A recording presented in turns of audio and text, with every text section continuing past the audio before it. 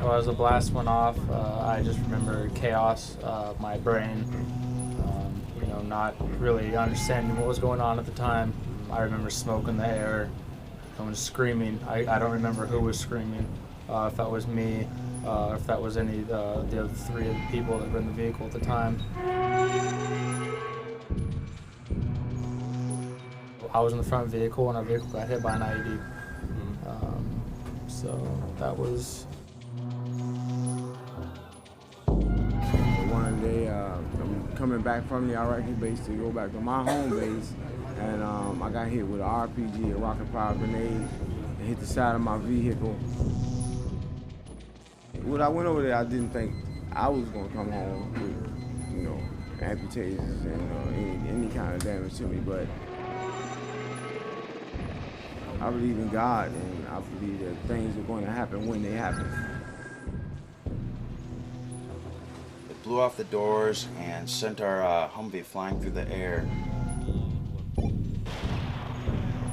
I don't know what happened with Staff Sergeant Rhea, where he was driving and he was killed in the incident.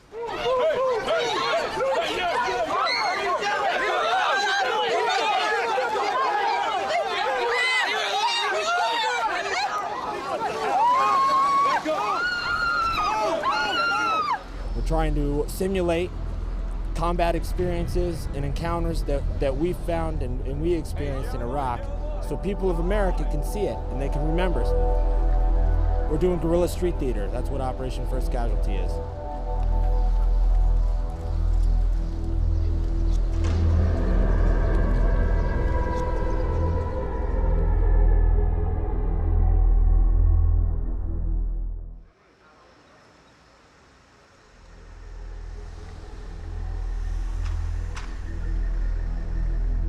My name is Charles Parker.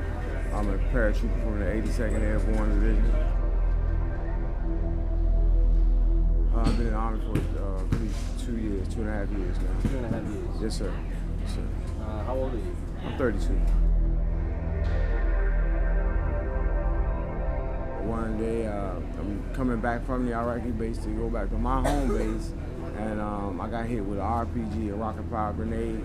It hit the side of my vehicle, hit my TC, my passenger, and then they subsequently shot the vehicle with the grenade and then fired armor-piercing rounds with AK-47s at my vehicle.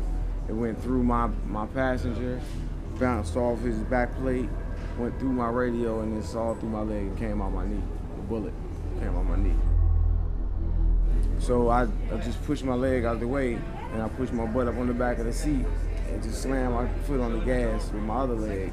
And you get out of the kill zone, which is the area where the firing is coming from.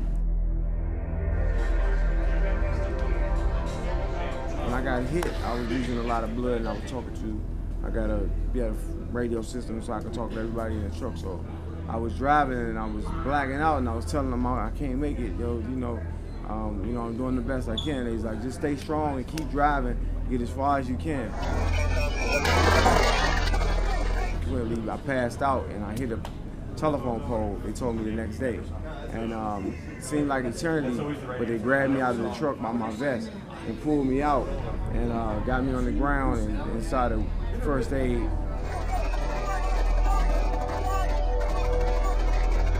I accepted it that day. When I woke up, as a matter of fact, the 16th of March was my birthday, and I woke up on my birthday with my leg cut off. And I looked at it and I assessed the situation in 30 seconds and accepted that it was gone. Μια εβδομάδα αργότερα διακομίστηκε στο πιο γνωστό στρατιωτικό νοσοκομείο των Ηνωμένων Πολιτειών, στο Walter Reed, στην Ουάσιγκτον. Νοσηλεύεται στην πτέρυγα 57, με δεκάδες άλλους ακροτηριασμένους. When I went over there, I didn't think I was going to come home with, amputations and any kind of damage to me. But I believe in God, and I believe that things are going to happen when they happen. So it could be the same thing here, the same day. At least I did something. I was working for my country and doing something honorable when I lost my leg. I mean, I could have got hit by a drunk driver that same night if I was in the States and lost my legs. I regret that my teammate lost his life. That's my only regret. Affected me worse than losing my limb. But I gotta accept that because we all accept that, you know, that's part of, you know, a mission out there too. Because there's some people out there that do resist what we are trying to help, you know, do out there. Μέχρι σήμερα πάνω από 3.500 Αμερικανοί έχουν χάσει τη ζωή τους στο Ιράκ. Οι τραυματίες ξεπερνούν τις 25.000. Αρκετοί από αυτούς μεταφέρονται για νοσηλεία στο Σωτήρη. We have 3 flights that come over every week, and you know sometimes we get lucky and there's nothing orthopedic on a flight. But most of the time it's 1 to 2 cases, sometimes 5 to 6 cases every flight. But it differs week to week, differs day to day.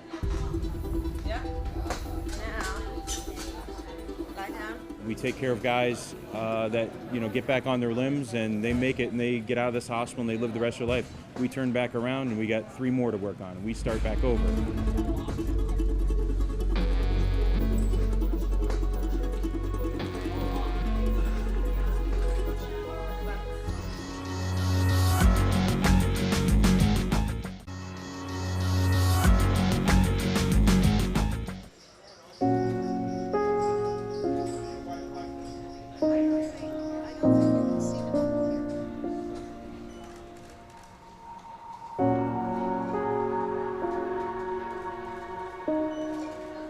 I'm just in a recovery program. I mean, right now I'm in PT, physical training, to get used to a new limb. I mean, like this is my second limb, and I've only been here for 2 months and a half. How before you come over to your left and then you sit down. Yeah. Okay. Once it's been on for a little while, it feels natural. I mean, I thank God that I can stand up and walk around again. You know, and I mean, it's so fast. I mean, we're talking about 2 months, maybe less than 2 months, and I'm up on my feet.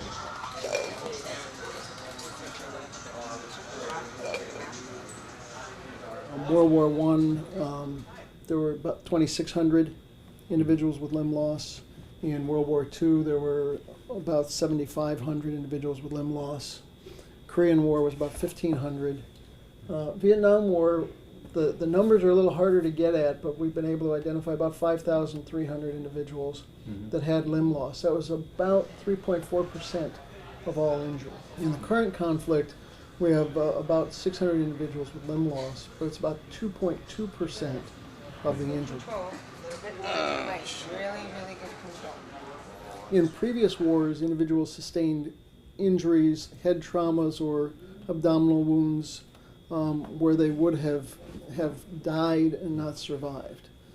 So the percent of amputations to those that survived their wounds was a little bit higher in this war because we're able to provide immediacy of care. We've advanced in the medical technologies. We're able to have individuals survive what would have previously been deadly wounds.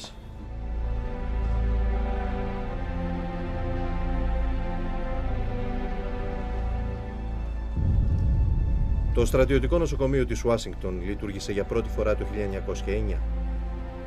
Διαθέτει 5.500 δωμάτια με συνολικό έμβαδο που ξεπερνά τα 113.000 τετραγωνικά μέτρα. Στους θαλάμους του νοσηλεύονται σήμερα περισσότεροι από 200 στρατιωτικοί και τραυματίες από τους πολέμους στο Ιράκ και το Αφγανιστάν.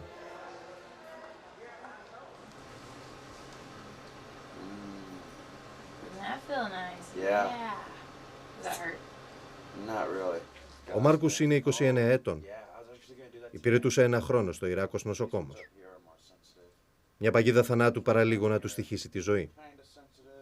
Ήταν 23 Μαρτίου. I don't remember anything that had happened, but I've been told that there was a Bradley and our Humvee was behind it, and there were two mortar shells underneath our truck that went off, and it blew off the doors and sent our Humvee flying through the air. I don't know what happened with Staff Sergeant Rhea where he was driving, and he was killed in the incident. I got launched out, and I don't know how I sustained my injuries. Somehow, probably getting either blown up or being torn out of the Humvee.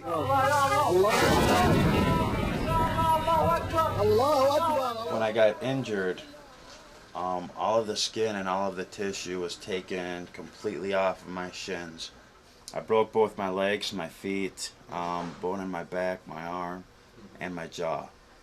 So, and with the treatment here, they're expecting 100% recovery.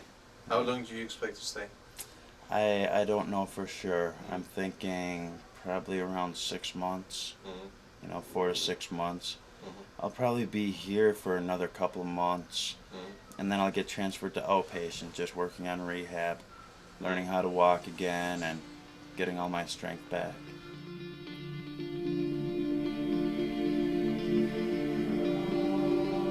Κάθε θάλαμος του Walter Reed είναι και μια εφιαλτική ιστορία ενός νέου ανθρώπου από έναν πόλεμο χωρίς λογική.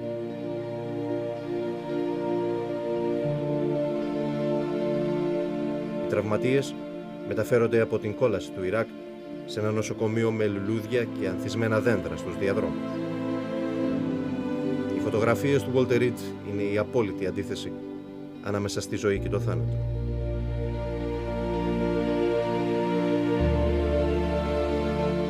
Tell us your name, your age, your units. Yeah, David Foss. I'm 24. My unit is Bravo Company, 1st to the 15th Infantry. We were coming back from a mission, and we were just outside of the base, maybe 2 miles or so, and I was in the front vehicle, and our vehicle got hit by an IED. So that was that. We were the only vehicle that were really, affected by the IED, and 2 of us were taken out and kind of hurt, obviously by the blast. So. Ο Ντέιβιτ κατατάχθηκε στο στρατό πριν από 1,5 χρόνο. Ήταν μόλις 2 μήνες στο Ιράκ, όταν ξαφνικά, πριν από 15 μέρες, η ζωή του άλλαξε για πάντα. Just one leg, it's an above the knee amputation, and my right leg is just there's just the part of the bone missing. Do you remember what happened at that time? I remember everything. You remember everything? Absolutely everything that happened. Yeah. What happened? Could you describe it to us? Well, as the blast went off, I just remember chaos, my brain, not really understanding what was going on at the time. I remember smoke in the air, and screaming. I don't remember who was screaming, if that was me, if that was any the other 3 of the people that were in the vehicle at the time. As everything kind of settled down, I realized that the vehicle wasn't going anywhere. My sergeant was telling everyone to get out of the vehicle, so we had opened up the doors. And as I tried to get out of the vehicle and plant my feet on the ground, I fell, onto the ground immediately because I didn't know how bad my wounds were, because of the adrenaline rush that I'd gotten. I didn't even know I was really injured. How long are you going to stay here? I'll be here for about another week and a half, and then I'm transferring to a naval hospital in San Diego to be closer to my wife and family down there. Ο David Foss κρύβει το ακρωτηριασμένο πόδι του κάτω από την κουβέρτα. Τα τραύματά του είναι ορατά. Χιλιάδες στρατιώτες όμως κρύβουν μέσα τους τραύματα αόρατα. Ο αριθμός εκείνων που πάσχουν από το λεγόμενο PTSD, το μετατραυματικό στρες, είναι ακόμη απροσδιόριστος. Post-traumatic stress is usually a disorder that occurs subsequent to an individual going through trauma. And some of the symptoms in particular are hypervigilance, where they jump at noises. They're always feeling aroused by something going around them. That's number 1. Number 2, they re-experience the event. So they're having re-experiencing such as flashbacks to previous events or previous traumas in their life. In a study that was conducted here that was published last June, it suggested that of those patients injured, about 20% of patients still had some either depression or post-traumatic stress disorder 9 months post-discharge from the hospital. Τα τελευταία χρόνια Οι ψυχίατροι του στρατιωτικού νοσοκομείου, όπως ο Χέραλντ Γουέιν, εξετάζουν όλο και περισσότερους στρατιώτες που φέρουν αόρατα εγκεφαλικά τραύματα. Ένας νέος ιατρικός όρος ακούγεται όλο και πιο συχνά στους διαδρόμους του νοσοκομείου. TBI is known as traumatic brain injury. It occurs subsequent to a head wound, a blast, a mortar fire. All these can contribute to a traumatic brain injury or TBI.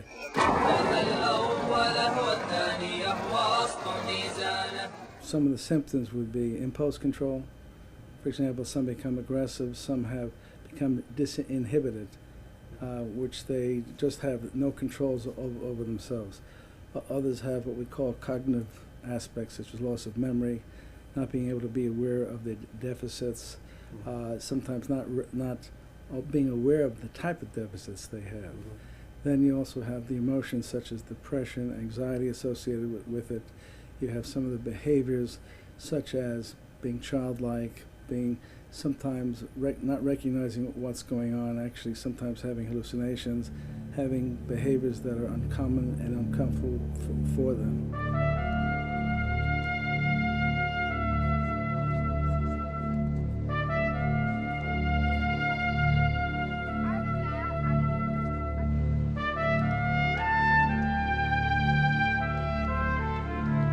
I'll give you an example. I recently dealt with a soldier who was a communications expert in his field. Yes, he was in the infantry, but communications was his genre. He used to be able to handle all kinds of technical equipment with relative ease. Now, status post-concussive or traumatic brain injury, he has a hard time logging onto a computer. This could be the Iraq syndrome. Well, I guess an Iraq syndrome, yeah, that might be, I never heard it called that, but yeah, it could be an Iraqi syndrome. People talk about post-traumatic stress disorder, but I think post-traumatic stress disorder has always been there and with other wars and other conflicts. It's just that it's being more, again now, because the lights that have been put on this issue, it's being addressed more aggressively a little bit now.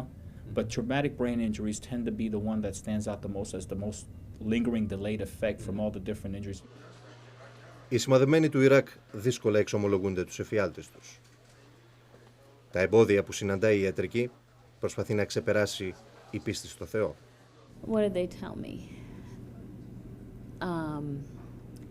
Things like I see my friend blowing up because I was next to him in the Humvee and we got hit by an IED. I see bodies strewn around because they've gone into an area where the Iraqis have been attacking each other and they've gone in to try and put order back in place. Η Κρίστιν Πάπας είναι Ελληνοαμερικανή με καταγωγή από την Πελοπόννησο. Είναι μία από τους στρατιωτικούς ιερείς που μιλούν με τους τραυματίες και τις οικογένειές τους. But the intensity of always knowing your life's on the line and the question of, am I next? When am I going to die? Comes up. And we spend a lot of time with survivor guilt. You know, how come my buddy died and I didn't? How do I deal with that? Η αποστολή του προσωπικού του νοσοκομείου είναι να επουλώσει τις πληγές, ορατές και αόρατες. Σε ορισμένες περιπτώσεις η νέα τεχνολογία είναι ο μεγαλύτερος αρρωγός. Right here, it's an above knee prosthesis with a computerized knee called the C-leg. When you say computerized, what do you mean exactly? There's a microprocessor, monitors the limb, how it's walking 50 times a second. It's reading off of a force sensor in the ankle and an angle sensor in the knee. And with those two inputs can make adjustments to a hydraulic cylinder and makes for a safer, smoother walk. So the knee is free when it needs to be. And is it expensive? This system will cost anywhere from $50,000 to $70,000. And generally, people will have more than one prosthesis. You can have a backup prosthesis. They might have a specialty prosthesis, for instance, for running or swimming. And they might have just a couple different devices. sea leg, a computerized knee, and a mechanical system, just for differences in the activities that they're participating in. It got tweaked.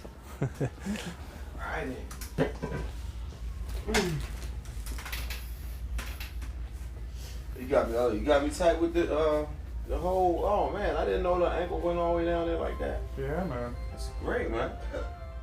Για τον αλεξιπτωτιστή Charles Parker, βετεράνο του Ιράκ, σήμερα είναι μια ξεχωριστή ημέρα. Okay. Huh? Yeah, it's too much to do. Just takes a little time. Gotta pour the plaster and let it sit.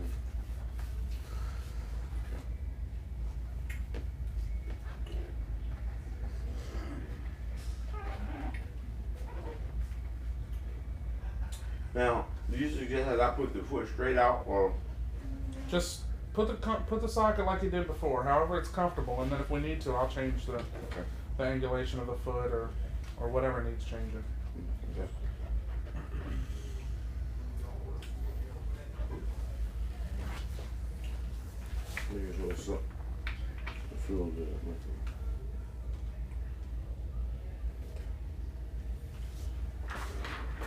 Just tell me if that spot still gets you, or if you want me to do some more heat to it. The bone in the middle, you know what I'm talking about. Right here? Or right here? Oh. No, I don't even feel that. You don't feel? I'm walking in the hall. Cover on. Ο Πάρκερ θα ήθελε να βγει από το νοσοκομείο και να επιστρέψει όρθιος στο σπίτι και την οικογένειά του. Είναι πατέρας ενός παιδιού. Oh, I told him that, Daddy's gonna get a robot leg, and he thought that was just the greatest thing in the world. He's like, oh, Daddy's getting a robot leg, and he told me he was gonna give me a gold leg, and I was like, well, let's just, see what the doctors, have in store for me, and then we'll go from there. So, he looks at my leg. Sometimes I have it off, and he'll rub it the other day, and he was like, Daddy, you got one leg, but I'm gonna take care of you. So I got my little 5-year-old son. He got plenty of time. He's gonna take care of his dad, and that keeps me strong too. Like I said, I got a good family support. It was like this whole plastic piece. Wasn't on there this morning. It was just a pole. I think last time you take me, I just had the pole in. Yeah. But now you see, it look like a whole leg. It was like a guy with it. Fills it in a little bit. Yeah. It looks much better. Yeah, it looks a lot better. And that time you tighten up the ankle helped me a lot too. Okay. Yeah, it's much better.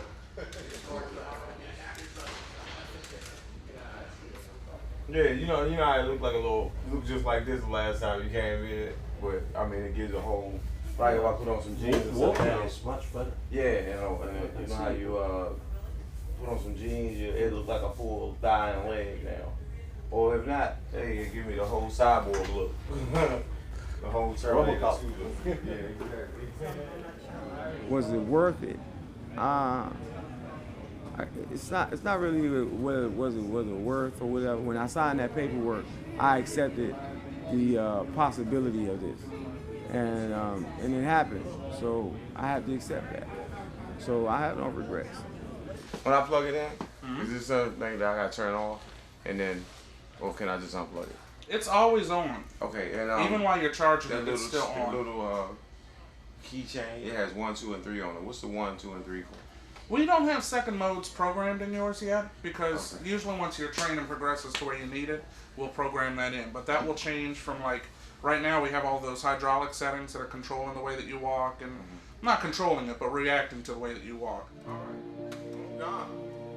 See you later, Charles. There's some parts of the world that I would have never been to. I mean, I even seen parts of the world that was in the Bible, and I mean, it was mind-blowing when I was in these places and I'm seeing places that I read about in the Bible, and I'm like, I was mind-blown, so I got a chance to do a lot of things, man. I learned a lot of things, met a great group of people, and still meeting a lot of good people, I mean, it's not really over. I mean, once you're a paratrooper, you always a paratrooper, and loss of a limb's not going to stop me. I mean, I'm walking around now. I mean, a month and a half later. That's how it is. It's a loss. and get strong, get better, and we'll move on. I'm a paratrooper. Bring them home now! Bring them home now! Bring them home now!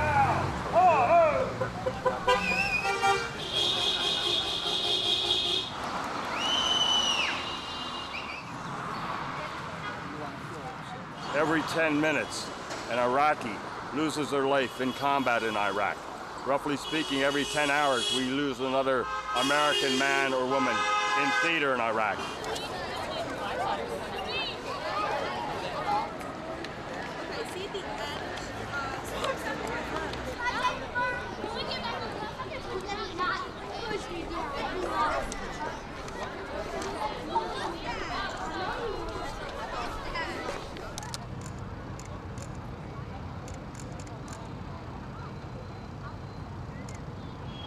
Bring them home now! Bring them home now! Bring them home now! Bring them home now! Bring them home now! Bring them home now! Bring them home now! I ain't hearing you, folks. Give it a little voice. Come on. Bring them home now! Bring them home now! Bring them home now! Bring them home now! Bring them home now! Bring them home now! Bring them home now! Yo! Let's get it on! Here tonight, unfortunately, within this facility behind us, there are men and women probably dying. There are men and women that no longer have faces. Men and women that have lost limbs, arms, eyes, ears, tongues, mouth, teeth in this war. We're responsible to call for something better. We're responsible now to call for the end of our involvement. We must support our military. We must ask that our military be withdrawn, be brought home. Again, you don't give democracy from the end of an M16. Every 10 days, we spend another $10 billion, and our Congress has just voted yesterday $120 billion to keep this madness up. We won't stand for that.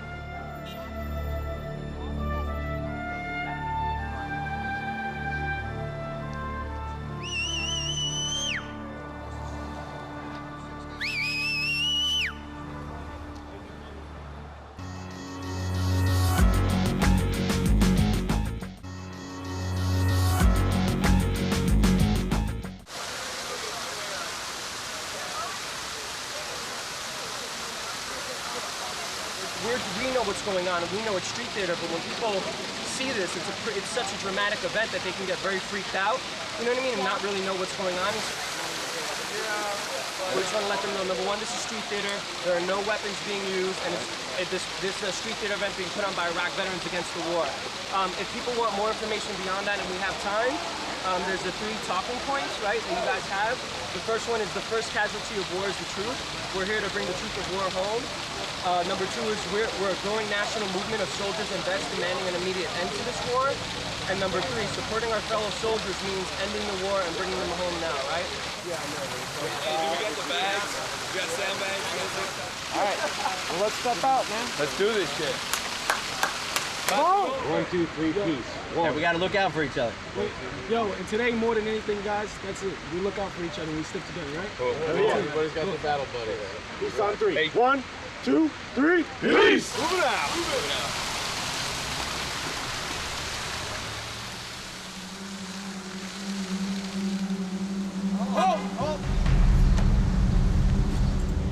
My name is Adam Kokish. I served as a sergeant from February to September of 2004 with the Marine Corps Civil Affairs team in the Fallujah area. I was really excited about going to Iraq, and I thought we were doing a good thing cleaning up our mess afterwards.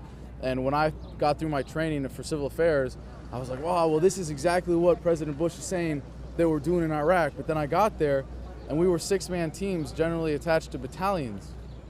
And you don't go anywhere in Fallujah without 6 vehicles with machine guns and at least 3 Marines in each vehicle, let alone just 6 Marines. So we had to beg often these battalion commanders or regimental commanders to get out and to go do our mission. I think one of them might be on the detainee list. They're just about 20 meters right of that statue. I think he ducked back, he might have seen us. Oftentimes we will approach a group that just looks suspicious and detain a group of people, or we'll stop them, and if they're giving us any trouble, then we have an excuse to zip tie them, to cuff them, and to put a sandbag over the head and maybe detain them.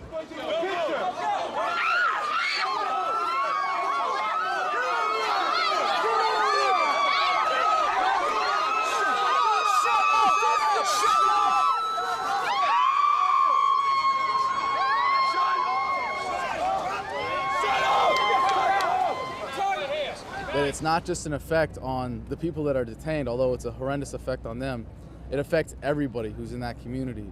You know, to see a squad of people coming through with rifles and pointing them at everybody, you know, it's scary. And, you know, we don't want to scare anybody today, but we want to shock them. We want them to realize that, you know, with what we're doing in Iraq, the way we're occupying it is having this effect on the people of Iraq. Incoming! Incoming! Move! Move! Move! Move! Move! Danger area! Danger area! You guys are ready? You guys are ready. Go about 50 meters up there past the spikes. Just watch this corner on my backside. Reppenhagen. All the way to the other side. All right, get across the street. Long danger area. Roger. All right. Ready, Coach? Watch for traffic coming across. Roger. All the way across the street? All the way across. Roger. Whenever you guys are ready. Roger. Roger. Ready? Ready. Cover. So we're trying to do these skits and do these acting as realistic as possible, so people know that the military in Iraq are going through hell, and the Iraqi people are being abused and neglected in an occupation they don't want. So that's what we're trying to bring here to New York City. Big Blondie's got a weapon. My name's Garrett Reppenhagen. I was a sniper in the 1st Infantry Division. I was a specialist, and I was in the Diyala province in a 6-man sniper team between February 4 to February 5. Now I'm the chairman of the board of Iraq Veterans Against the War. It's a United States National Organization of Veterans who are opposed to the war. Get back so we will shoot you! So I joined before September 11th, and by the time I was in, I went to Kosovo for a peacekeeping mission for 9 weeks. In fact, I worked alongside the Greek army there in the southern Kosovo. And, you know, that was amazing. We did a lot of great things there. But Iraq was very different, and I knew kind of from the start that it was different. You know, weapons of mass destruction and ties to 9/11. Almost all those were defeated reasons by the time I went there. Take cover. One time we were reacting to a firefight in Khalis, this town just outside of Bakuba. And we got redirected to the deputy governor's house because it said he was under attack. When we got there, we saw some guys in a pickup truck we thought were insurgents, and one of them had an RPG, rocket-propelled grenade pointing towards the house. So we stopped the trucks and we lit the truck up and we fired at them. And not once did they fire back at us. And we killed every single one of those men in that truck. And you know, a couple of them got out, got in front of the truck, and you know, it's horrible. Once the fight was over, once we stopped shooting, I think somebody finally ran out of ammunition when we stopped firing at these guys. And finally we all stopped firing because we realized one truck stopped firing, and we went up there and we found out they were deputy governor's guards, bodyguards. And they were just, they were on our side. And that was one of the hard parts because, you know, it's horrible when civilians get in the way, and it's horrible when, you know, it's horrible even when you have to kill some of the insurgents. And when you came back, what did you do? I came back, I was pissed. I came back breathing fire. I was so angry. I felt like I was stuck, you know, doing something I didn't want to do, but given the oath that I had to do it. So when I came back, I started speaking out immediately. I started talking to the press. I started, you know, going to rallies. I immediately went to the G8 protest in Scotland in 2005 when I got out of the Army. It was about 1 month after I got out of the Army, I was already in Scotland protesting at the G8 summit. Go. All right, it's clear. Move! My name is Damon Mullins. When I was in Iraq from September 2004 to September 2005 as part of a National Guard unit, Army National Guard unit, I was infantry.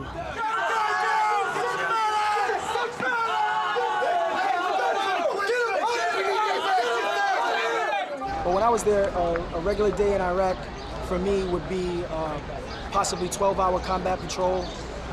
Sometimes we would get a frago, which is a fragmentation order, which would basically extend our time outside the wire. So the combat mission would go maybe from 12 hours to maybe 14 to 16 hours. Most of it was driving around in Humvees and patrolling, and you take fire sporadically, and IEDs, improvised explosive devices, constantly. I mean, I can't even tell you how many times we've been hit by improvised explosive devices when I was there.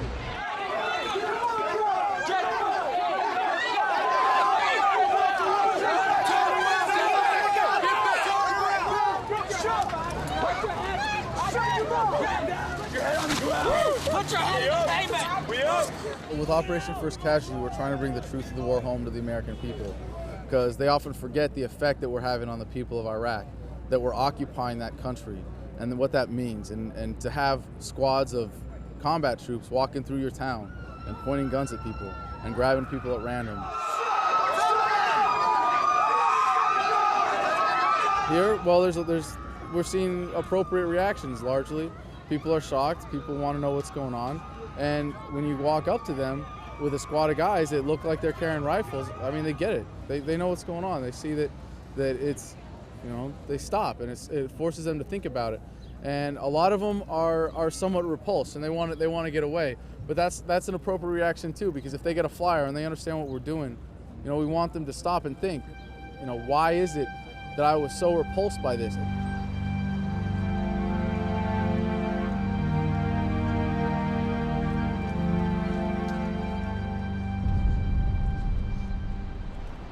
Operation First Casualty is a demonstration that is patterned after similar demonstration performed by Vietnam veterans against the war during the Vietnam era. The essence of this demonstration is basically the first casualty of war is truth.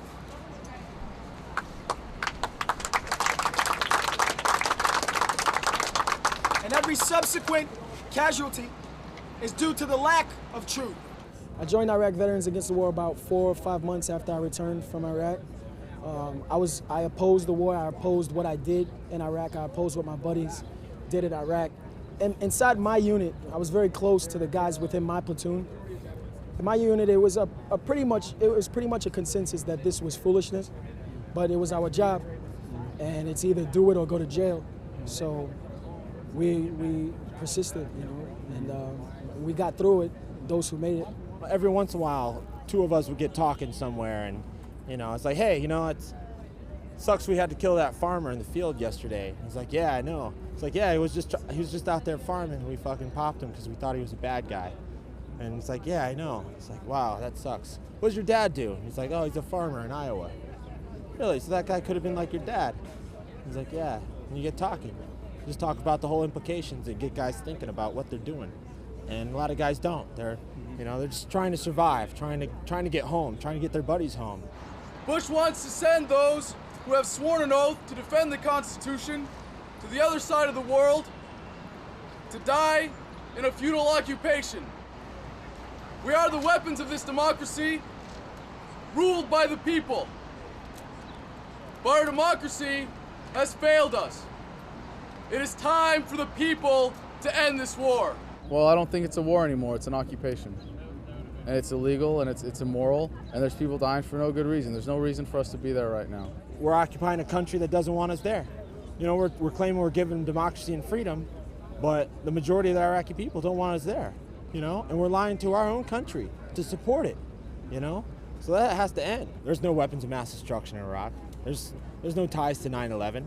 Al-Qaeda wasn't in Iraq until we brought him there. Until we destroyed the infrastructure of that country, destroyed the security of that country. We brought Al-Qaeda to Iraq. Now we're making the world more dangerous. Not just America. We're making the world more dangerous for terrorism because we're justifying extremism. And that's wrong. And I'll leave you with this. Saddam, undoubtedly, undeniably, was a terrible authoritarian figure, a despot. He mocked democracy by holding fake elections where he elected himself.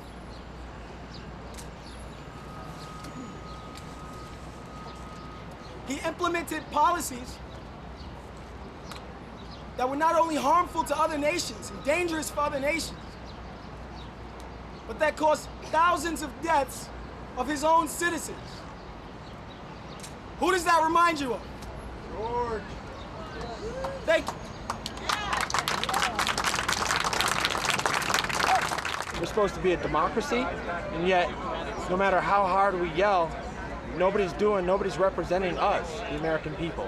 So we need to take to the streets. We need to do something. There has to be action. There has to be action today.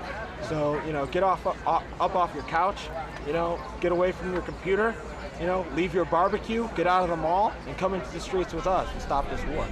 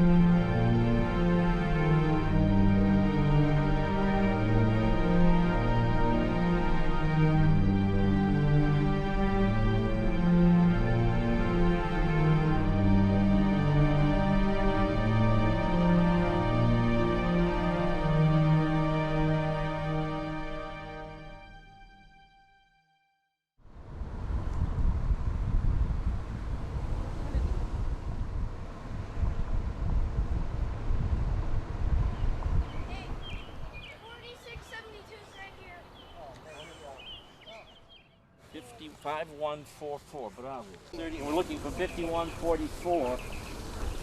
51.44?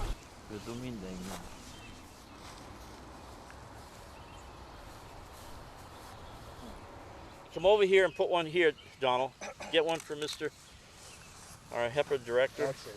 Give alto aqui. And do your cross. What's the next one? Okay. Good boy, bravo. This is George C. Drozantis, okay. Did we find 418 and 419? Yeah, we did those. We did those, Yes. okay, good.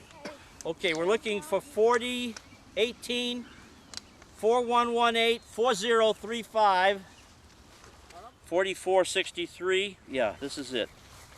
I need some flowers here, guys. Okay, I'll put it in the end, do your salute, and then do your cross. Attaboy. Bravo. Good job. Good job. Ian, get the flowers. Okay, come over here. Put it in. Good boy.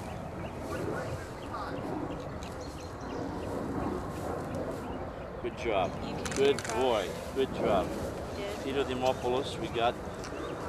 My name is Nicholas P. Vamvakias. I'm a colonel in the United States Army, retired. I served 30 years on active duty and with a total of 6 years in the U.S. Army Reserves and National Guards, first for a total of 36 years.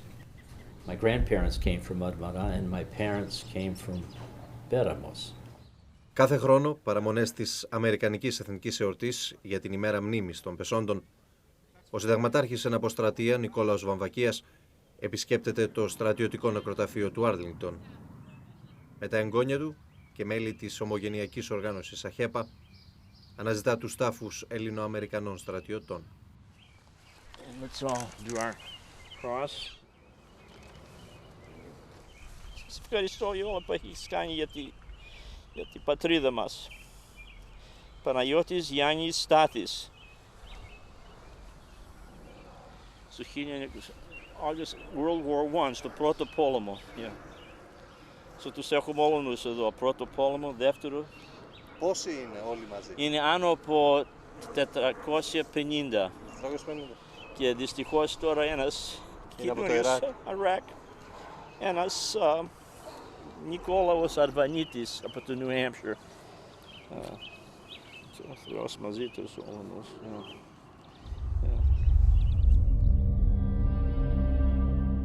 And I went to Vietnam in '64, and Your first tour? my first tour, I was an As a infantry lieutenant? as a lieutenant.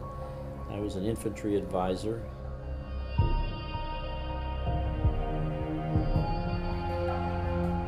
We lost lots of friends. We lost a lot. Now we call them IEDs, but in those days they were basically mines, and the enemy was very good. The enemy, again, used lots of mines in those days. And one day there was a crew of a 113 that was told not to go down to the river, but they went down to the river anyways. And sure enough, the enemy had planted mines, and the soldiers blew up the 113, and they got blown up both inside and literally welded inside to the 113s. So that was very, it hurt. You know, you lost your own soldiers, and you never want to lose your own soldiers. How many men did you? Well, we lost probably 11 that day.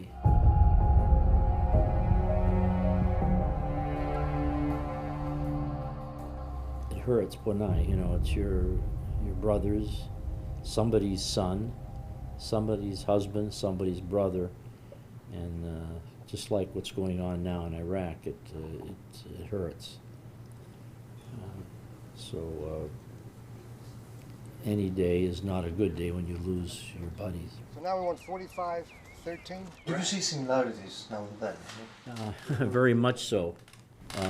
Very much so. And so we must, I'll tell you, the big lesson that comes out of this is we must go back and study history. We must go back and read history. Ο Ελληνοαμερικανός πρώην αξιωματικός προέρχεται από στρατιωτική οικογένεια. Θείοι και εξαδέρφια του πολέμησαν από τον Πρώτο και το Δεύτερο Παγκόσμιο Πόλεμο ως τα μέτωπα της Κορέας. Ο ίδιος βρέθηκε 2 φορές στο Βιετνάμ. Σήμερα ο 38χρονος γιος του υπηρετεί στον Αμερικανικό στρατό με το βαθμό του ταγματάρχη. He went to Iraq in August of 2006. He's been there since then. He's been in the S3 operations officer of the 2nd Battalion of the 505th Parachute Regiment. It's very hard, you know, we're very proud of him. He's a soldier, he's a stratioti. He's proud of his country, he's proud of his heritage. He's proud of όλα τα καλά τα πράγματα τα οποία έμαθε, you know, παιδί στο ελληνικό σχολείο, η θρησκεία. His wife and children are very important to him, obviously. His mother and family, his sister, he's very close. Every day we worry, we check very much every day. We look at the news, we read the news, we listen to the television, we worry about it, we talk with his wife. And just like he mentioned Saturday, they lost 3 more soldiers got killed and 2 were wounded very bad, and so an IED again. And yeah, we worry an awful lot. You know, he's got a wife and 3 little boys. Από τη σκοπιά ενός πρώην αξιωματικού καριέρας, ο Νικόλας Βαμβακίας δίνει την εντύπωση ότι δεν μπορεί παρά να υποστηρίζει την παρουσία του Αμερικανικού στρατού, αλλά και του γιού του στο Ιράκ. Μπήκαμε στο χώρο, πρέπει να χορέψουμε. Have we made mistakes? Yeah, we've made a lot of mistakes. Could we have done it better? Yeah, we could have done it better. Now the thing is to try and catch up and do it as fast as we can so we can get out. Yeah, sure, I want to get out. We all want to get out. But you want your son to come back? Absolutely, you want him to come back. I was at Arlington with you yesterday, and we saw the new graves, and we don't want that. You know, I certainly don't want that. And I grieve for those Ikoyenyas that have lost their loved ones. And then you come back to the same questions. What could we have done differently? You know, should we, you know, Timas, there were over 3,000 lives right now.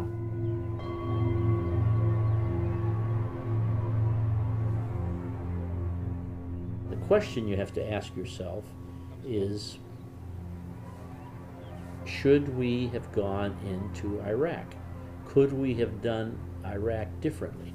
And that's a question that nobody has the answer to right now, I don't think. We have no business to be there to foster what we believe in to those people. They have a history of thousands of years, and we're trying to change it overnight. I think we got to be crazy to be over there. Ο Ιωάννης Παναγιωτόπουλος, ιστορικό μέλος του ΑΧΕΠΑ, είναι ιδιαίτερα επικριτικός για τον πόλεμο στο Ιράκ. Είναι ο πρώτος που κατέθεσε λουλούδια στους τάφους των πεσόντων Ελληνοαμερικανών στρατιωτών στο Άρλιγκτον πριν από σχεδόν 60 χρόνια. Είχαμε 7 λουλούδια τότε. Τώρα έχουμε παραπάνω, κοντεύουν 500. Και κάθε χρόνο βάλαμε άλλα ονόματα. Τι λάθη κάναμε. Σκοτωθήκαν όλα τα... Αυτός που έχει σκοτωθεί είναι ένα πράγμα. Να πας στο νοσοκομείο να δεις τι θα δεις εκεί πέρα και αν δεν κλάψεις δεν έχεις αίμα. Στο Walter Reed. Στο Walter Reed, όχι μόνο στο Walter Reed, είναι άλλο στο νοσοκομείο. Όμως στο Walter Reed θα πας και θα δεις παιδιά με δίχως πόδια. Το περισσότερο είναι ζημιά που έχουν στο κεφάλι τους. It's a terrible war that we're fighting, really. We have no business being there. It's a big mistake, and I see no end to it. And we have a president that's so stubborn that he's going to make this thing last as long as possible. It's a no-win situation. This is my own feeling.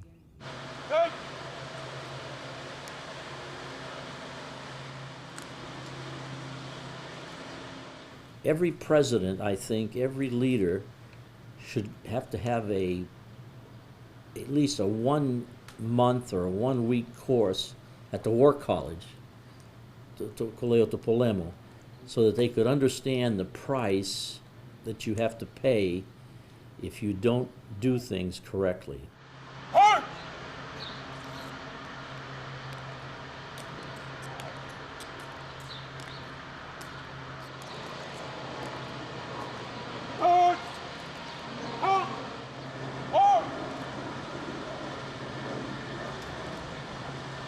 I think some did not study the history, and those some thought they could go into Iraq, do it fast, and be out of there in 2 years, and that the Iraqis would, their oil money would pay for everything, and we would be out of there.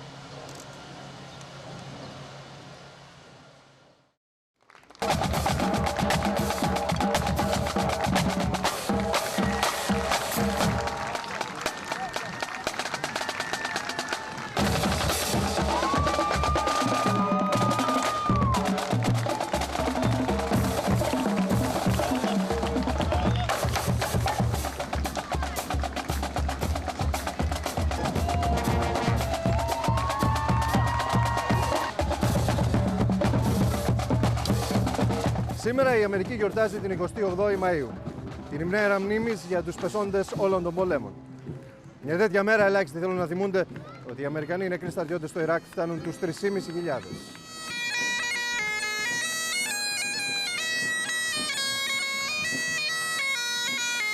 This is a body part war, is what I call it. You know, guys that are getting injured, they're losing arms and legs. They're tough guys. They overcome these physical injuries, but what happens is they start asking themselves why they were injured. You know, why am I missing my arms and legs? What was my sacrifice worth? And there's no just answers for them. I was called to serve in Iraq because the government said there were weapons of mass destruction, but they weren't there. They said Iraq had something to do with 9/11, but the connection wasn't there. They told us that we'd win the war and be home soon, but we're still there. So when people ask me where my arm went, I try to find the words, but they're not there.